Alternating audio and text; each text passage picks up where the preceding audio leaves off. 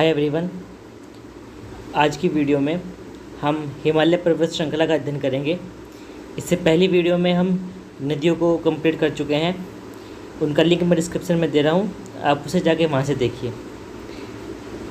हिमालय पर्वत श्रृंखला में सबसे पहले हम हिमालय का निर्माण, इसका अध्ययन करेंगे। चलिए शुरू करते हैं।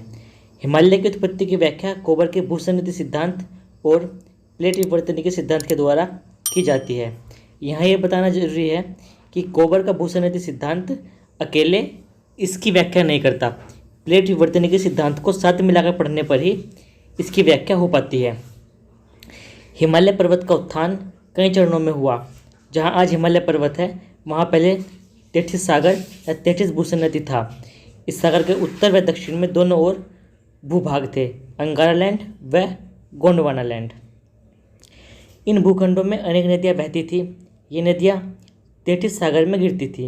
इन नदियों ने लंबे समय तक तेथिस सागर में अवसादों का निक्षेपण किया, जिससे भूसंगति में मलबा जमा हो गया। जैसे जैसे मलबे का जमाव बढ़ता गया, दबाव के कारण तेथिस भूसंगति में अवतलन होने लगा, जिससे तेथिस भूसंगति में सिकुड़न होने से वलन पड़ने लगा। दोस्तों, वलन पड़ने की क्रिया मलबे के दोनों किनारों पर अधिक हुई। परिणाम स्वरूप बीच का भाग ऊपर वलित होकर हिमालय श्रेणी के रूप में उभरी। इसके पश्चात हम देखते हैं प्लेट विवर्तनिकी सिद्धांत। दोस्तों, प्लेट विवर्तनिकी सिद्धांत इस प्रकार है कि अभिसरण सीमा सिद्धांत द्वारा हिमालय पर्वत श्रृंखला का निर्माण किस प्रकार हुआ, यह इसी सिद्धांत में वर्णित है। तो आइए शुरू करते हैं।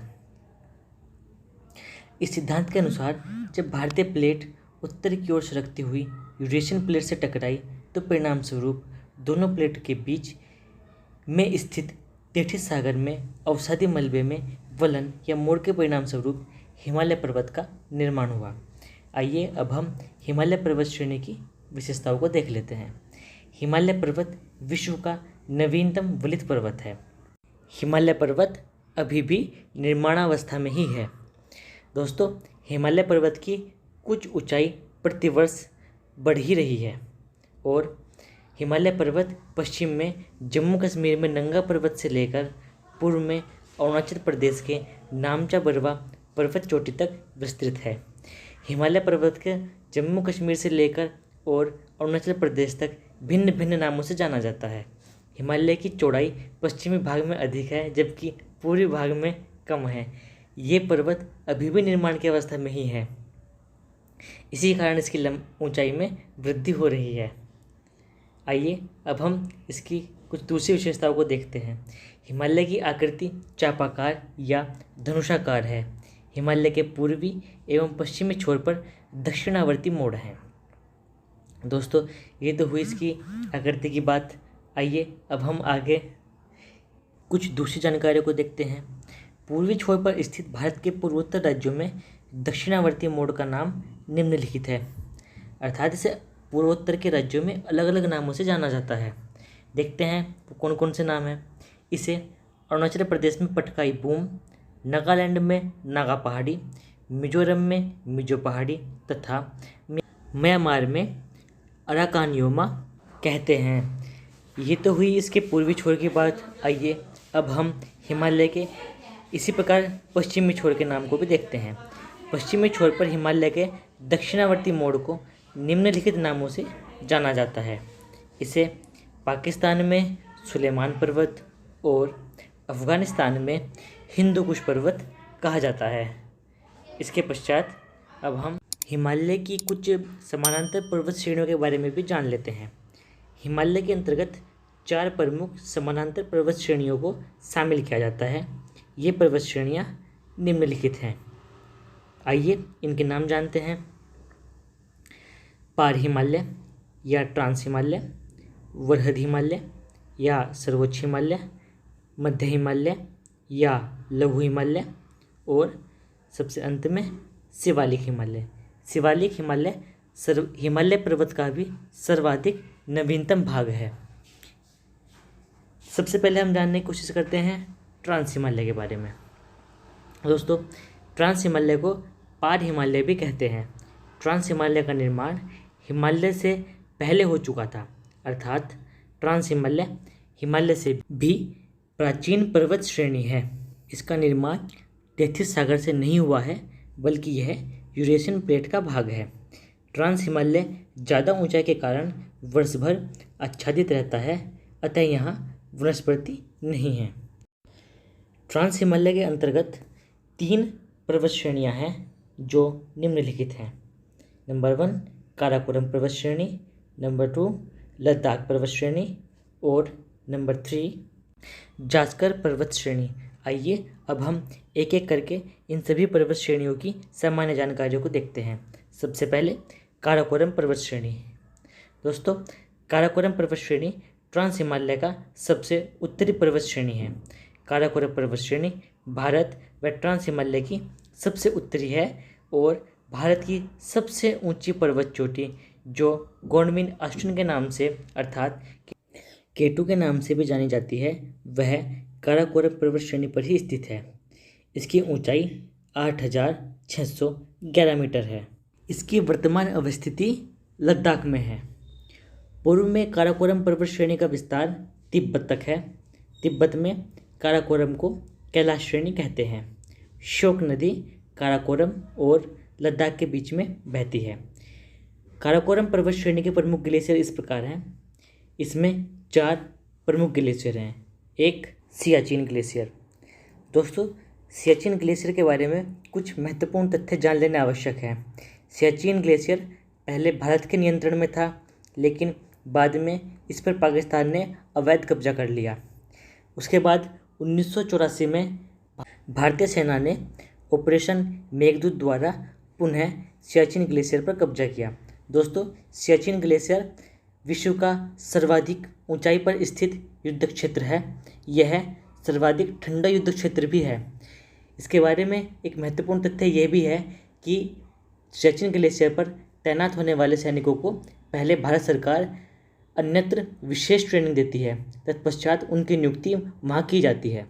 अगले ग्लेशियर हैं हिस्पर, बियाफो और अंत में बाल्टोरा। दोस्तों, इसके पश्चात अब हम आते हैं लद्दाख पर्वत श्रेणी पर और इसके कुछ महत्वपूर्ण तथ्यों को देखते हैं। तो चलिए शुरू करते हैं। लद्दाख पर्वत श्रेणी पर राकापोशी शिखर है, जो दुनिया की सबसे ज़्यादा तीव्र ढाल वाली पर्वत है। यह पर्वत श्रेणी 2 नदियों के बीच में स्थित है, श्योक नदी और सिंधु नदी। दोस्तों, सिंधु नदी के तट पर ही लेह शहर बसा हुआ है। लेह शहर भारत का सबसे कम वर्षा प्राप्त स्थल है। दोस्तों, लद्दाख पठार भारत का शीत मरुस्थल है और भारत का सबसे ऊंचा पठार लद्दाख का पठार ही है। इसके बाद हम देखते हैं जास्कर पर्वत श्रेणी। जास्कर पर्वत श्रेणी ट्रांस हिमालय के दक्षिण में है। यह पर्वत श्रेणी उत्तर में लद्दाख एवं दक्षिण में महाल हिमालय के बीच स्थित है। जास्कर पर्वत श्रेणी इस सभी समानांतर श्रेणियों में बहुत ही महत्वपूर्ण स्थान रखती है। आइए अब हम इसके पश्चात वृहद हिमालय की चर्चा करते हैं। वृहद हिमालय भी बहुत महत्वपूर्ण है। इसका नाम महान हिमालय, सर्वोच्च हिमालय, ग्रेटर हिमालय, आंतरिक हिमालय, हिमाद्री हिमालय भी हैं। दोस्तों, वृहद हिमालय ट्रांस हिमालय से सचर जोन से अलग होता है। हिमालय के सभी श्रेणियों में सबसे ऊंची पर्वत श्रेणी वृहद हिमालय ही है। वृहद हिमालय का विस्तार पश्चिम में नंगा पर्वत से लेकर पूर्व में नामचा पर्वत चोटी, जो कि वर्तमान में तिब्बत में है, वहाँ तक है। दोस्तों, वृहद हिमालय नवीनतम वलित पर्वत है, जिसका निर्माण अवसादी चट्टानों से हुआ है। इसे नेपाल में सागरमाथा और चीन में चेमालुमा के नाम से भी जाना जाता है। आइए, वृहद हिमालय विश्व की सबसे ऊंची पर्वत चोटियों वाला क्षेत्र भी है। वृहद हिमालय में ही वर्तमान में सबसे ऊंची पर्वत चोटियाँ विद्यमान हैं। तो चलिए देख लेते हैं इसकी पर्वत चोटियों को। विश्व की सबसे ऊंची पर्वत चोटी माउंट एवरेस्ट है, जो 8850 मीटर ऊंची है यह नेपाल में स्थित है। इसके पश्चात भारत के पूर्वोत्तर के एक राज्य सिक्किम में कंचनजंगा पर्वत चोटी है। कंचनजंगा पर्वत चोटी के कुछ महत्वपूर्ण तथ्य इस प्रकार हैं। कंचनजंगा की ऊंचाई 8,586 मीटर है। कुछ स्थानों पर 8,598 मीटर भी दी गई है। यह विश्व की तीसरी सबसे ऊंची पर्वत चोटी भी है। नेपाल में ही मकालू पर्वत शिखर भी स्थित है। उसके पश्चात धौलागिरी पर्वत शिखर भी नेपाल में ही है और अन्नपूर्णा पर्वत शिखर भी नेपाल में ही स्थित है। दोस्तों, इसके पश्चात अब हम वृहद हिमालय के कुछ दूसरे महत्वपूर्ण तथ्यों को भी देख लेते हैं। वृहद हिमालय पर गंगोत्री और यमुनोत्री हिमनद हैं। एक तथ्य यह भी है कि एवरेस्ट को तिब्बती भाषा में चोमांगलुंगमा कहते हैं। चोमांगलुंगमा का अर्थ है पर्वतों की रानी। वृहद हिमालय पर जो गंगोत्री हिमनद है उससे गंगा नदी निकलती है और यमुनोत्री हिमनद से यमुना नदी निकलती है। तो हमने इस प्रकार वृहद हिमालय को कंप्लीट किया है। आइए अब हम लघु हिमालय पर्वत को भी देख लेते हैं। दोस्तों, लघु हिमालय का अन्य नाम मध्य हिमालय या हिमाचल हिमालय भी है। इसका विस्तार वृहद हिमालय के दक्षिण में पूर्व से लेकर पश्चिम तक उसी के समानांतर है। लघु हिमालय का निर्माण मध्य मायोसीन युग में हुआ था। इसकी औसत ऊंचाई 3500 मीटर से 4000 मीटर तक है। वृहद हिमालय एवं लघु हिमालय के मध्य समतल मैदान पाया जाता है। इस समतल मैदान को खुली घाटी कहते हैं। अब हम इनके नामों को भी जान लेते हैं। वृहद हिमालय एवं लघु हिमालय के बीच जो घाटियाँ पाई जाती हैं इनको अलग अलग स्थानों पर अलग अलग नाम से जाना जाता है। जैसे जम्मू कश्मीर में कश्मीर घाटी, हिमाचल प्रदेश में कुल्लू कांगड़ा घाटी, नेपाल में काठमांडू घाटी के नाम से जाना जाता है। इन घाटियों की एक विशेषता यह भी है कि कश्मीर घाटी वृहद हिमालय और पीर पंजाल श्रेणी के बीच, कुल्लू कांगड़ा घाटी वृहद हिमालय और धौलाधार श्रेणी के बीच और काठमांडू घाटी वृहद हिमालय और मध्य हिमालय के बीच स्थित है। लघु हिमालय के शीतोष्ण मुलायम घास के मैदानों को जम्मू कश्मीर में मर्ग जैसे गुलमर्ग, सोनमर्ग इत्यादि नामों से जाना जाता है तथा उत्तराखंड में इन्हीं घास के मैदानों को बुग्याल एवं प्याल कहा जाता है। लघु हिमालय की 5 महत्वपूर्ण श्रेणियाँ इस प्रकार हैं: पीर पंजाल पर्वत श्रेणी, धौलाधार पर्वत श्रेणी, महाभारत पर्वत श्रेणी, नागटिब्बा पर्वत श्रेणी एवं मंसूरी पर्वत श्रेणी।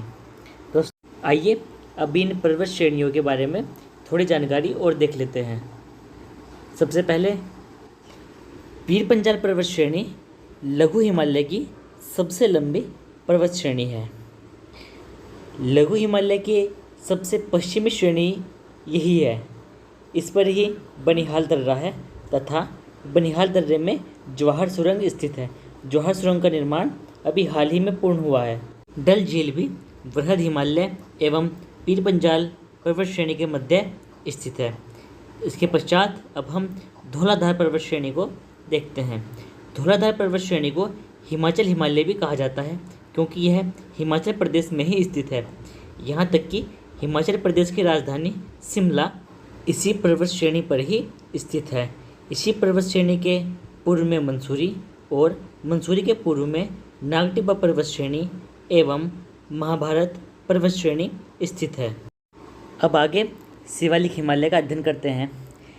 दोस्तों, शिवालिक हिमालय के अन्य नाम उप हिमालय, पाद हिमालय और बाह्य हिमालय भी हैं। इसका निर्माण प्लायोसिन युग में हुआ था। इसकी कुल ऊंचाई 1100 मीटर है। शिवालिक श्रृंखला हिमालय की सबसे नवीन पर्वत श्रृंखला है। शिवालिक हिमालय श्रेणी के 3 पर्वत श्रृंखलाओं में सबसे कम ऊंचाई वाली पर्वत श्रृंखला है। इसका स्वतंत्र अस्तित्व कोसी नदी तक ही दिखाई देता है। शिवालिक अरुणाचल प्रदेश में 4 अलग अलग पहाड़ियों के रूप में बिखरा है। इनके नाम हैं डफला, मिरी, अबोर और मिश्मी। डफला, मिरी, अबोर और मिश्मी पहाड़ियों का नाम अरुणाचल प्रदेश के जनजातियों के नाम पर रखा गया है। लघु हिमालय और शिवालिक हिमालय के मध्य के घाटी को द्वार और दून कहते हैं, जैसे हरिद्वार और देहरादून। आइए अब हम हिमालय का प्रादेशिक वर्गीकरण भी देख लेते हैं। भूगर्भ शास्त्री सिडनी बुरार्ड के द्वारा हिमालय का विभाजन निम्नलिखित प्रकार से किया गया है। हिमालय का विभाजन सिडनी बुरार्ड नामक भूगर्भ शास्त्री ने नदियों के आधार पर निम्नलिखित प्रकार से किया है, जो इस प्रकार है। सिंधु नदी और सतलज नदी के बीच हिमालय के भाग को पंजाब या कश्मीर हिमालय कहते हैं।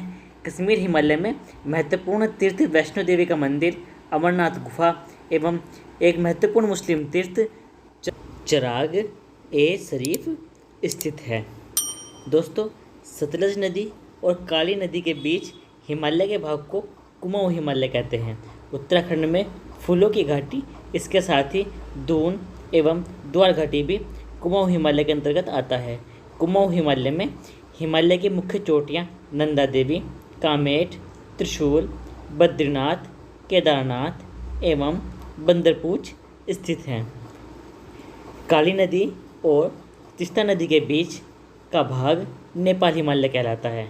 नेपाल हिमालय के अंतर्गत हिमालय की सभी ऊंची चोटियाँ आती हैं।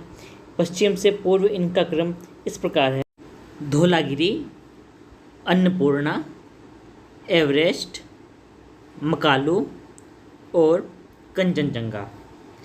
तीस्ता नदी और तिहांग नदी के बीच हिमालय के भाग को असम हिमालय कहा जाता है। दोस्तों, तो इस प्रकार आज की वीडियो में हमने हिमालय पर्वत को कंप्लीट किया है। अगर वीडियो अच्छी लगी हो तो प्लीज़ लाइक, शेयर और सब्सक्राइब कीजिए। धन्यवाद।